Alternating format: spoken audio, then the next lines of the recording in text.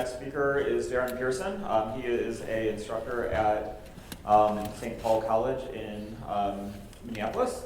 And you're going to talk about retro gaming. Yep, Right. so thank you. Take it away. Thank you. Anyways,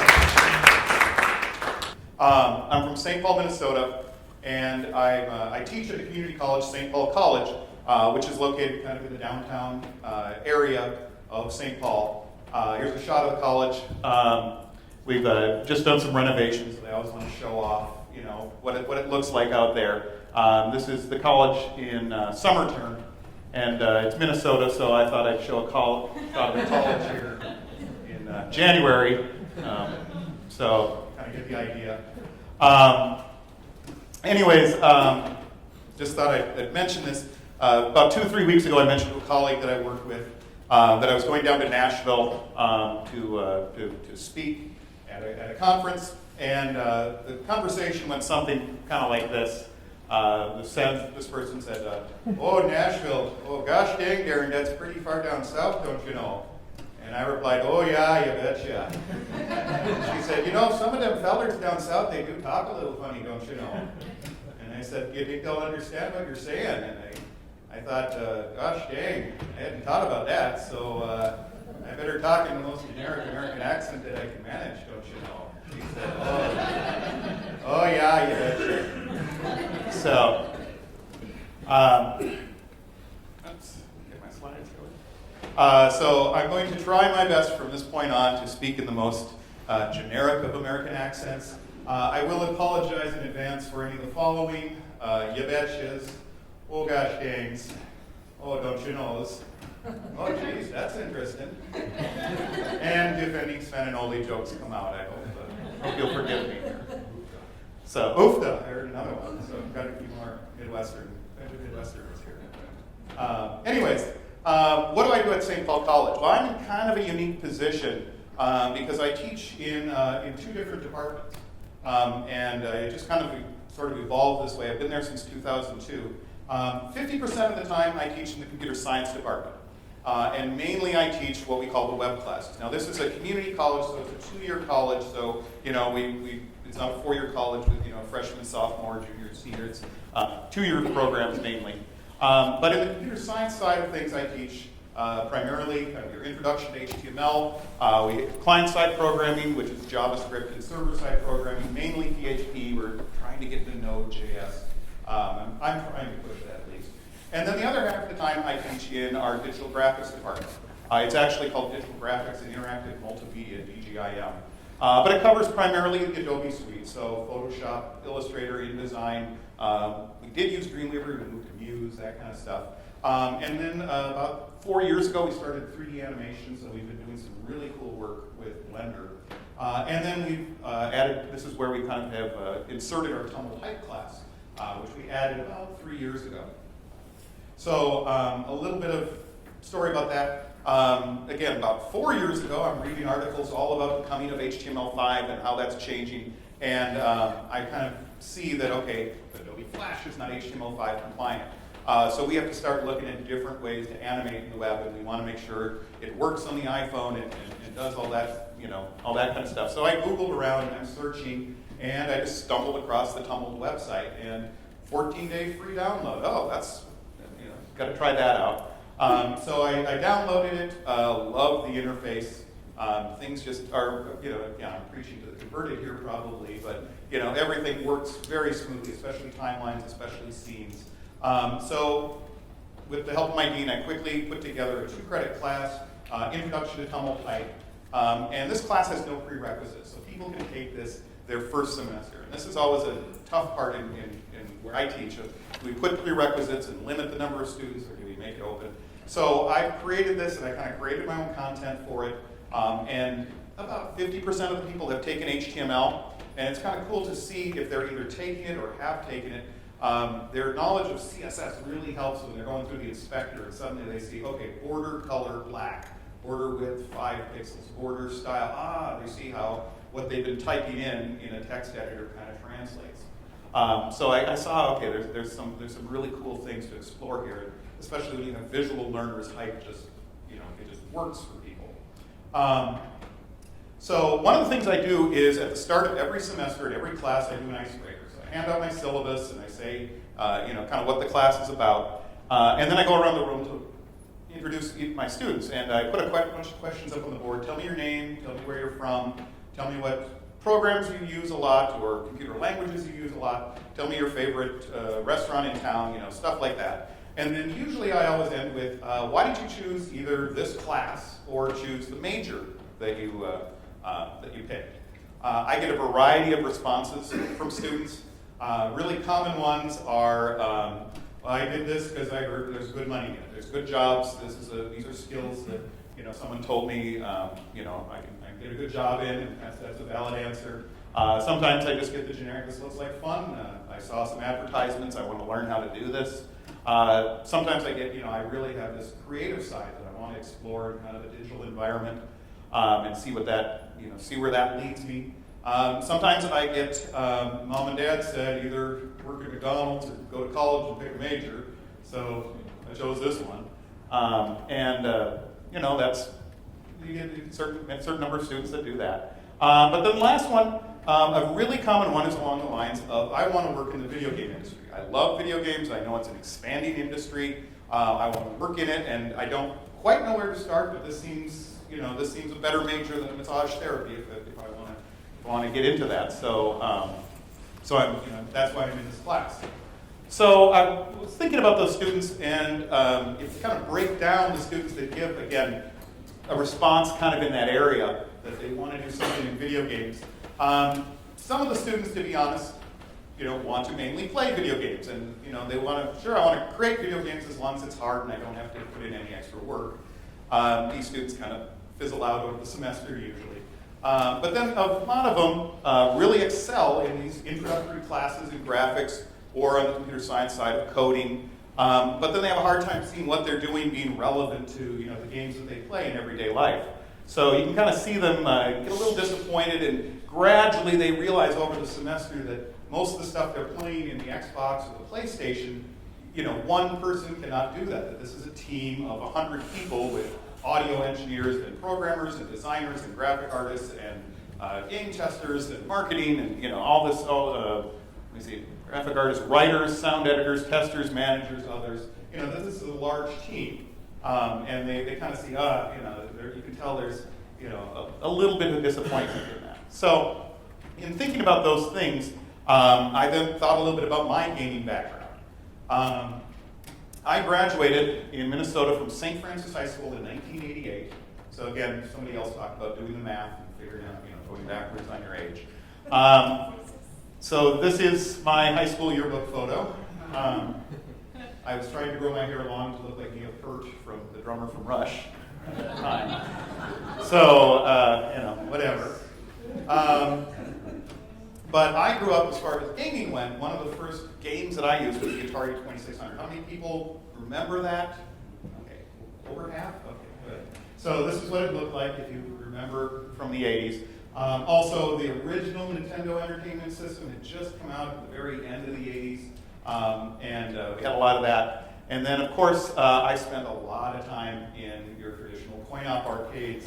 So Donkey Kong, Galaga, and Crazy Climber were my three biggies that I had right there. So that was kind of my gaming background. And then a couple, I don't know, 2 years ago or so, I was going through next slide. I realized in the last couple of years, retro gaming is kind of is suddenly becoming cool. And yes, even though it's an Adam Sandler movie, obviously it was still funny, strangely enough. Obviously the whole concept of pixels, this idea of 80s games coming back, was coming up. Another big influence for me, strangely enough, Ready Player One by Ernest Cline. If you've read this, it's a really fun kind of science fiction-y sort of book, and it's in the future, but the 80s make a comeback basically, and I won't go over the plot. But if you remember nothing from this lecture, at least go and get this book on Kindle. It's a good read. And then in Minneapolis, we have Up Down Arcade, which is this idea of a retro arcade. Now, obviously, arcades used to be for teenagers, and now this is kind of for the people that want to do the retro business. So they, it's also a craft beer bar, and they have all those kinds of competitions and fun things like that. So you can see, an X-Men game here, and a Joust game in the background, and all those kinds of things. So I'm kind of realizing just in the last couple of years, okay, retro gaming is cool.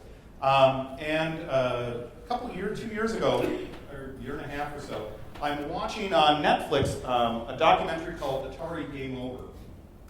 And what it's about, I think it's still on Netflix if you want to check it out, it's about basically the fall of Atari, this early video game company in the 80s. And they were going like gangbusters. They started in the 70s, doing really good in the 80s, and then there were a couple of reasons why they fell, but usually the biggest one was this game, E.T. E.T., the movie, everyone remembers that. Atari tried to get the video game for that out by Christmas. So basically they gave the developer 6 weeks to start and finish and have a finished product in 6 weeks, and normally it's 6 months. He did it. He got a functioning game. It wasn't a fun game. It was horrible. And the documentary is actually about, they took tons of these cartridges and they're buried in a landfill in New Mexico. And it's kind of interesting because all the corporate execs are trying to interview them. They're like, we don't know what happened to them. They're in our inventory. They're gone. But while watching this, they interviewed a couple of different people. They found Warren Robinette, who created Atari Adventure. And it's usually, if you're in your video game history, he's sort of the first person credited with ever creating the Easter egg. It is a very primitive Easter egg, but in the game he told nobody about it. They released it, and then if you found this special dot, took it to a special room, his initials show up, which was pretty neat. And they interviewed him, and this was what Adventure, at least the cover art, looked like. And they interviewed Howard Scott Warshaw, who created Yar's Revenge, and then he was unfortunately the guy that kind of got tagged with, you got to create this thing in 6 weeks. So he has to live with, I created this horrible flop. But it's really not his fault. 6 weeks, you certainly understand why this happened. But I'm watching this, and a couple things happened in my mind. First of all these old Atari games, only one person did it. One person did the audio, the same person did the graphics, who did the programming, and even at that stage, usability testing. And then my second idea, hey, this is what my students are looking. My students could do this. Asking them to make Call of Duty in one semester by themselves is a little too ambitious, but asking them to create retro games, that's a doable task. So I kind of have this in the back of my mind, and after a long day of teaching, on the way home I stopped by Buffalo Wild Wings. I don't know, people familiar with that in Tennessee? Okay, it's a sports bar, lots of television screens up there. And I stopped by and they have those little trivia boxes where they ask you movies and music and history and sports and stuff like that. And I'm having my beverage and I'm looking at the trivia boxes.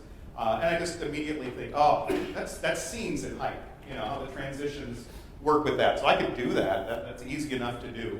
So in between, for the next 5-6 days, in between classes and grading homework and stuff, I came up with something real primitive, and I've redone this, so I'm showing you the old version. Obviously, every project you work on, you realize, okay, if I did it again, I'd change this, I'm going to do this. And I'll just give, I think I got, let's see if this works here. There we go. Here's a copy of it. We've got some nuts. Now we've got, I'll just play it right here. It's not perfectly sized. I think when I'm there, move things over. So again, it's one of these kinds of games. Anyone shout out what? Iceman. Okay, we clicked in quick. So again, in this one, we're using timelines to show the timeline bar. I'm using some global variables to keep track of the score. We clicked in pretty early, so I think my score will be about 600. We get a little 700. Ooh. And then we go on to slide 2. And these trivia games, they keep going on. I won't do all of them, but anyone know this one? Great. Good job. Who did that? Good job. You're building chat trivia. So, anyway, so you can kind of see a little bit how that works. So that's kind of my first attempt at kind of a game inside here. So after that, a couple weeks later, I'm teaching my JavaScript class. We're covering arrays, loops, and random number generators. And one of the standard things I have them do is simulate a random shuffle of a deck of cards. 52 decks, make sure you don't get any repeats, that it's a unique shuffle. And I'm looking at that, and I'm thinking deck of cards. Suddenly I think of the old kids game memory, where you have, again, I got a screenshot right there. So again, created a Creative Commons search, found some images I can use, under the Creative Commons license for cards, and create something like this. Normally with memory, it's a two-person game. I just made it a one-person game and put a timer on there, so I'm using some JavaScript stuff to set intervals.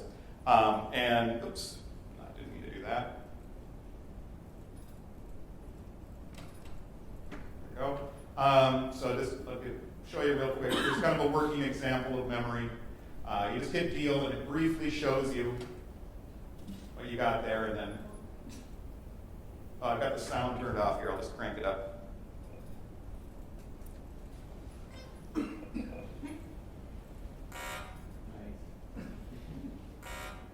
Okay. I should refresh it, but you get the general idea, right, of how this works. So again, it's primitive, but part of me is, I'm not looking at the final product. I'm looking, can I make this work into games? So I'm getting pretty excited. Now comes the end of the semester. I always get, for me, I'm fortunate. I get a 3-week break at the end of the semester. I turn all my grades in. Our semester gets done early. My son's semester, who's in elementary school, he has 3 more weeks until I have to start daddy daycare for the summer, working with him. So I figure I have 3 weeks where I can be uninterrupted from dropping him off at 9 and picking him up at 4:30 or so. So I decided, okay, I'm going to try to challenge, push myself. I'm going to create a mock-up of Atari Adventure. So this was my old favorite game as a childhood. And I came up with this. This one was really fun. Again, I didn't really have any textbooks or anything to go on. I was just kind of looking. I remember how the game played, and what do I know about JavaScript, and what do I know about type. And I actually learned a lot. First of all, movement. Most of these games were not mobile compatible. A couple eventually were. But this uses the keyboard to move your character up and down, left and right. And then you have the dragon, which looks more like a duck, that moves towards you as well. We have multiple scenes. I had to track inventory through variables, whether you're holding the sword, did you drop the sword on scene 5 or scene 6, or those sorts of things. Collision detection, making sure when I move my character towards a wall, he doesn't go through the wall. A lot of audio, and tracking the state of the game, game over, when the game's over, you play a certain timeline, and things like that. So I'll briefly show, let me see, click on, here's Adventure. Again, I'm only going to show 3 of the games that we have here, but it looks something like this. Again, let me just refresh it real quick. Oh, this is my splash screen right there. This is what the Dangerous Dragon, and the nice part of the graphics are from 1981, so they're supposed to look blocky. But you can see, again, using the arrow keys. Oh, so we got our keyboard repeat rate set slow. But you can see this idea of, okay, picked up the key, and normally I've learned since then how to make this independent of keyboard, make movement independent of the keyboard repeat rate. But you open up the castle, you go in and you jump to another scene, and you drop the key and then go and pick up other things. If you have time, I crank up the keyboard repeat rate. But you kind of get the idea. I'll give you a link to it if you want to play it later or something like that. I won't give you the link now because you won't pay attention. Playing the game. So at least that's what happens with my students. Anyway, so I came up with about 3 different games, and I was kind of having fun with it. I wanted to make more, and I pitched it to my students. So I said, what do you think of this? And I really got mixed results from my students.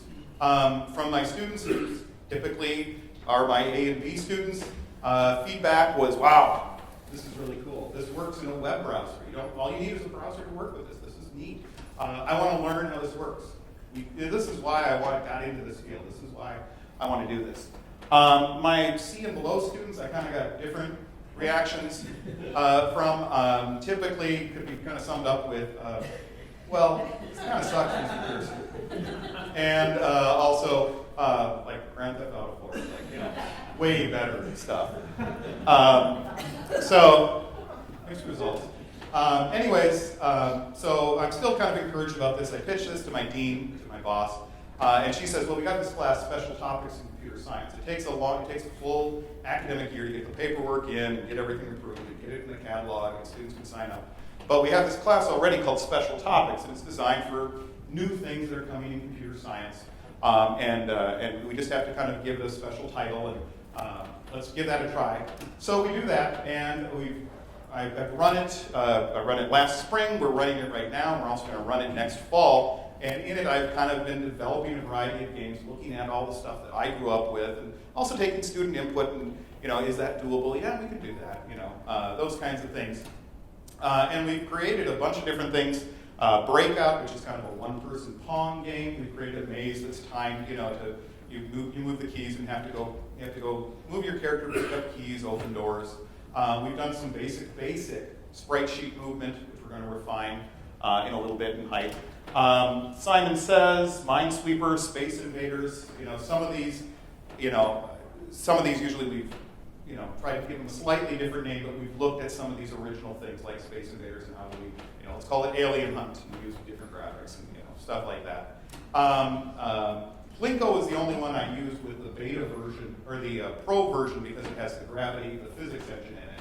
So Plinko is that game on Price is Right where they drop the coin and it, falls on down. And a couple other ones, again, if we have time at the end, I'll show them or at least give you the links to where they're at. So I've created these, I showed them to my boss, she's like, wow, I like this. Let's go and develop both a degree and a certificate based on this stuff. It's very visual, we can bring kids in this way, this is great.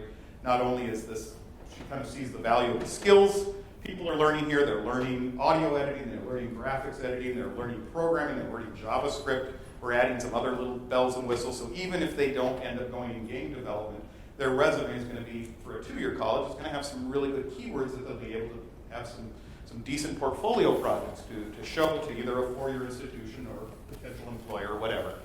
So we've developed a degree and a certificate.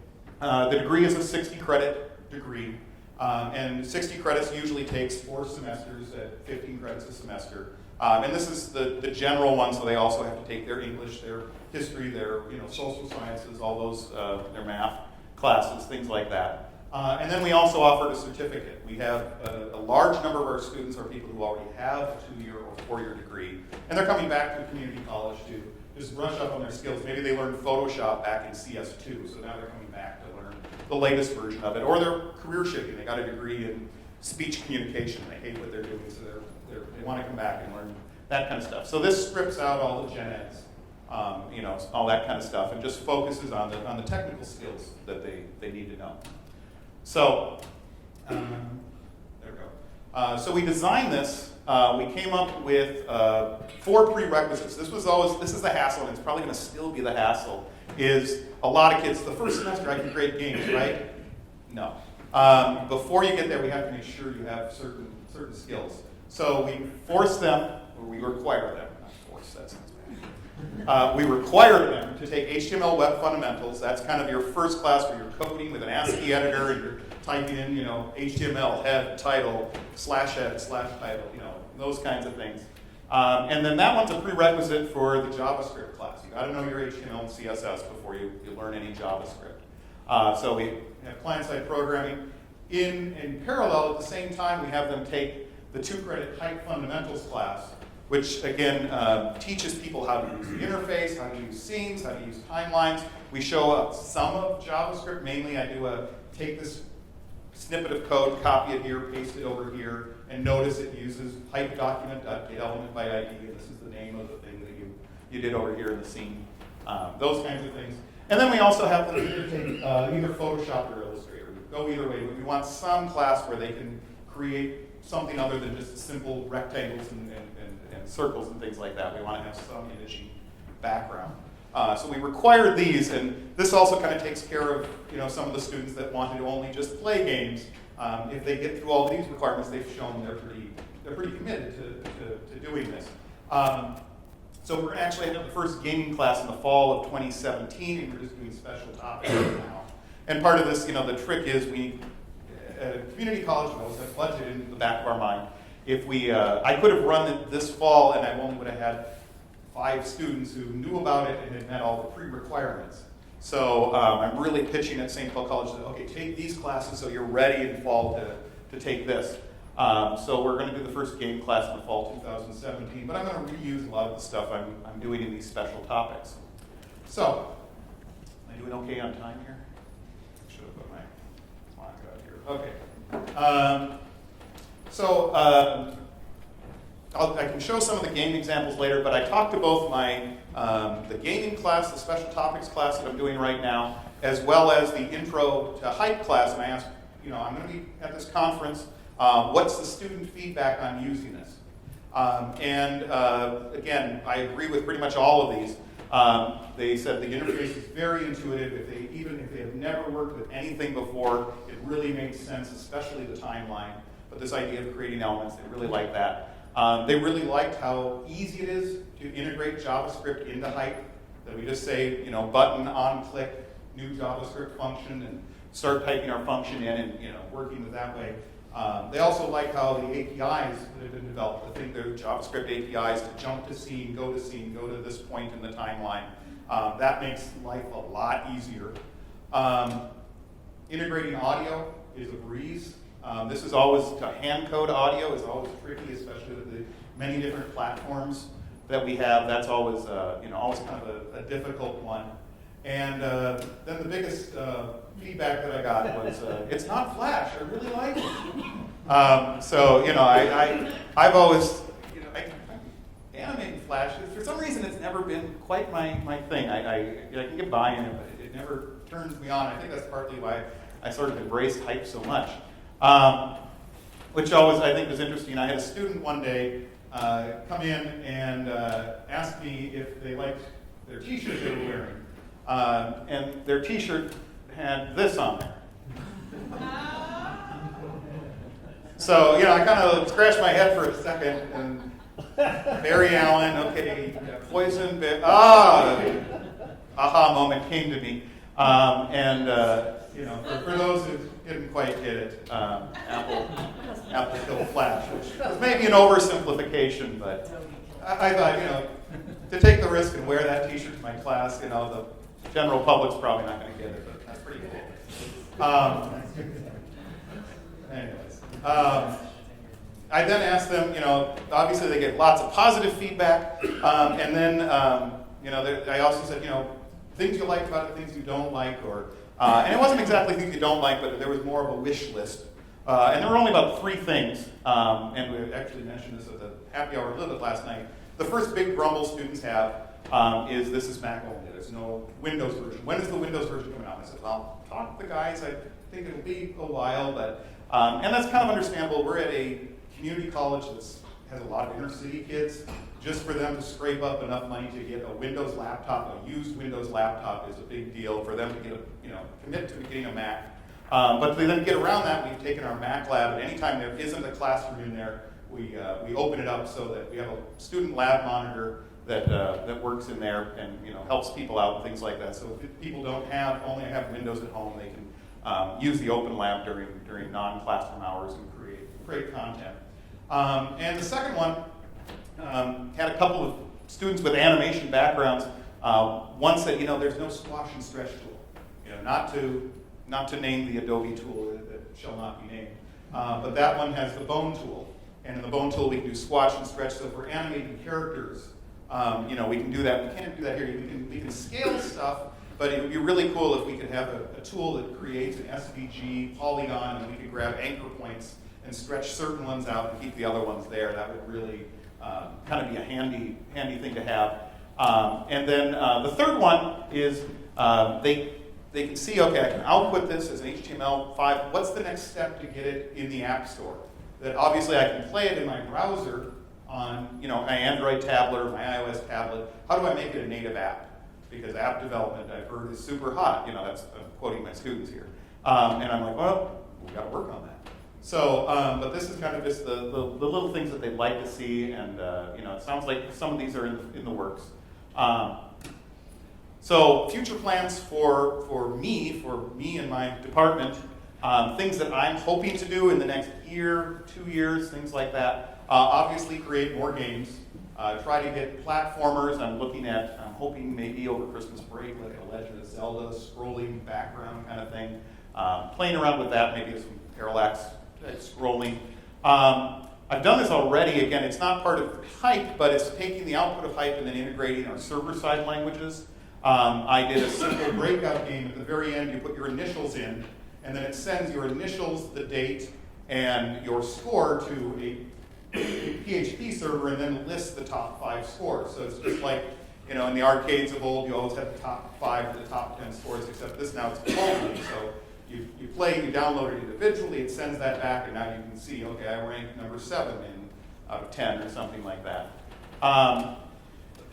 Looking at, again, what students talked about creating apps, I want to learn Xcode and or Swift. It seems I've seen a few tutorials on this, and it's kind of sparse around the web. If afterwards people know a smooth way to do this or recommendations, I'd love to hear from you. We also want to partner with some of our four-year community colleges so people can, we have some partnership arrangements in general, but nothing that specifically addresses the gaming side of things. So we want to give options when people graduate to go on. And then I'm looking, all of my coursework has been, I call it homebrew. It's all written on notepads and stuff like that. I think there will be other schools that would like this. I'm looking at developing and publishing it. I've been debating whether I want to go old school and do a paper text notebook with something, or do something more like Linda or Udemy or something like that, where we've got video tutorials. So that's another one. If you're a publishing person, I'd love to hear from you. So that's kind of basically where I'm going with this. If you want to see more, if you go to, I posted a couple of the games, as well as some information about our degree program at, it's kind of clumsy URL, I'll admit, Darren. That's St. Paul Computer Science, spcompsci.org. Again, that's a clumsy URL to kind of say, but Darren. None of this one R or I's in Darren nonsense. But spcompsci.org. Also, I have my own website, darrenscorner.com. This is always constantly under development, but if you go to darrenscorner.com/hype, you can see some more of the games that I put in there and things like that. And again, a lot of them are just kind of tests, so I try to emulate a lot of the stuff that I played as a kid. Sometimes I realize in developing official coursework, I have to kind of be aware of copyright issues and not, say this is based on the genre of Space Invaders or something like that, and make some changes. Or if you want, you can email me. dpearson100@gmail.com is my contact information. So I think, how many ums, you betches, and don't you knows did you hear? Do pretty good? One. Okay. So anyways, am I doing okay on time? Did I rush it? I think I did okay. Any quick questions, comments? Yeah, so I teach a multimedia curriculum at a community college. Oh, sorry. Thank you. I teach a multimedia curriculum at a community college, and this would be perfect and kind of sort of the direction where I've been wanting to take the program. Okay. So I'm interested in talking more about it. Catch up. Yeah, so one of the things my dean tells me is before we can do anything that you have to have a demand. So it's kind of like, yeah, sure, we could do that, but I mean, enrollment is down in community colleges in general, and so if you can show a demand, we can do something. Yeah. And I'm wondering, I see that you're doing the special topics, probably a good way to kind of inch your way into it, and I'm wondering if you've shown enough demands that you think you may be able to make a full curriculum out of it. I think so. I've been fortunate. If this would have happened 2 years ago, I had a different dean, and he was mainly one of these people. Okay, if you're not getting sued, then just don't change anything. That was his management style. And so innovation at a community college. He rolled his eyes. He wasn't really on board with my idea. But now I have a new dean, so part of it is just getting the luck of the draw, getting good administration. But when I pitch it to students, I kind of focus the game aspect because that looks fun. When I talk to administration, then I say, okay, even if they're not gamers, if they're proficient in JavaScript, let's go on Craigslist and Google JavaScript under jobs, and here's 20 postings just in the last week. They're going to learn Photoshop and Illustrator and apply it. They're going to learn audio design. They're going to learn usability. What colors, where should we put buttons so that it makes sense when people are quickly learning a game. So there's a lot of, and then I throw in the buzzword active learning, and then they go, oh, okay, that's the current big word that everyone loves.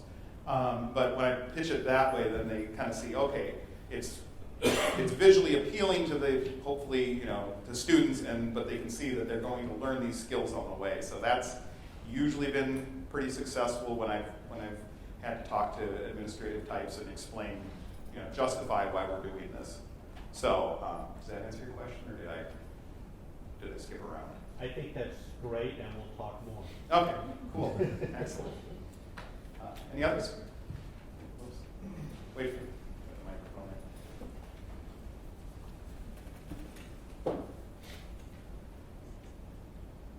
microphone. Acknowledging that we're at a hype conference, why are you using hype for this particular use case as opposed to something like Construct, GameMaker, Unity? Yeah. Something where you could do something similar? Yeah, I think it was partly, it sort of evolved over time. I think part of it is because I've been teaching JavaScript quite a while, and I was always, in the past, teaching it in that, you pull up a text editor kind of thing and save and refresh. And I found that hype made that process so much easier, and people picked it up so much quicker. So I guess, I really don't, the main thing that I want my students to take out of it is becoming, hopefully, proficient JavaScript developers. There could be other tools. I could have looked into them. It's partly just a matter of how much time do I have in a day and how many other fires do I have to put out, or those kinds of things. But this could have been done easily in other tools. But I thought this conference would be a good place to show it off to other people who use Hype. So that.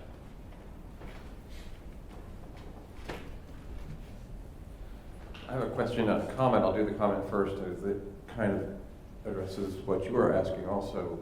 I've advised in the Dallas County Community College District for many years in both multimedia and game development, and the gaming aspect is really where the hook is. Yeah. For that age group, anyway. And the great thing about it is that if you can promote it that way, like you said, there's so many aspects of game development, from programming to graphics to interface design, even to game design, that can teach the students a lot of things, that it really makes it educationally valuable, I think, and is good justification. The question I have is, do these wind up being mostly one student working on one game or a team?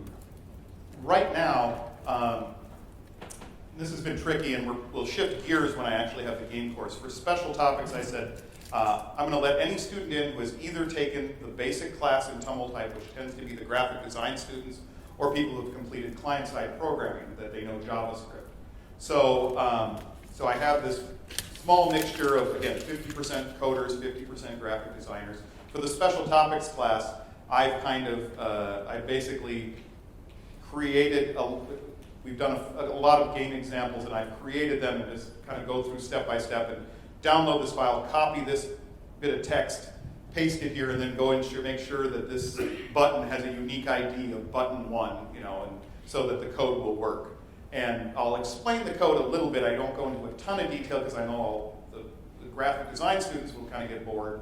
But I want to do more than it's just black magic, copy this and paste it in. So I had to have a balance there. When we get to the actual game class, when I know, okay, everyone has taken this, knows JavaScript and knows how to create decent graphics, we'll kind of go into a little more detail and kind of propose in general, okay, we need to move this ball here, but then detect when it gets to this point, how do we stop it? And then give them a chance to kind of code it up, and then the few that make it, get it. If they don't, then I can step in and give a few hints of, how we want to do those kinds of things. So that's kind of the plan going forward, but for the plan right now to get it to work with a small number of people with special topics, I've been handing them over the code and give the short Reader's Digest summary of what it's doing. So, and people seem fairly happy with it.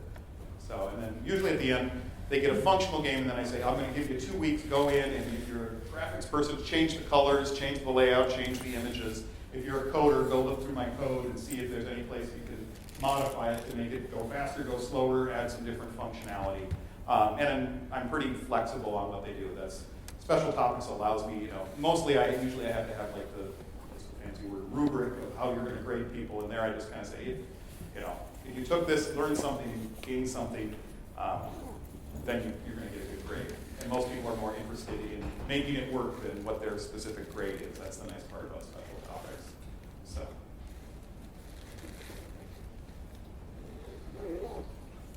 Good question. So when we talking about sort of future plans with this, three things came to mind, and they all seem to come together, and the three things are your interest in Swift, one, your students' interest in being able to take this and implement actual games on the App Store, and the other thing is Hype's sort of emerging marriage with Swift Playgrounds.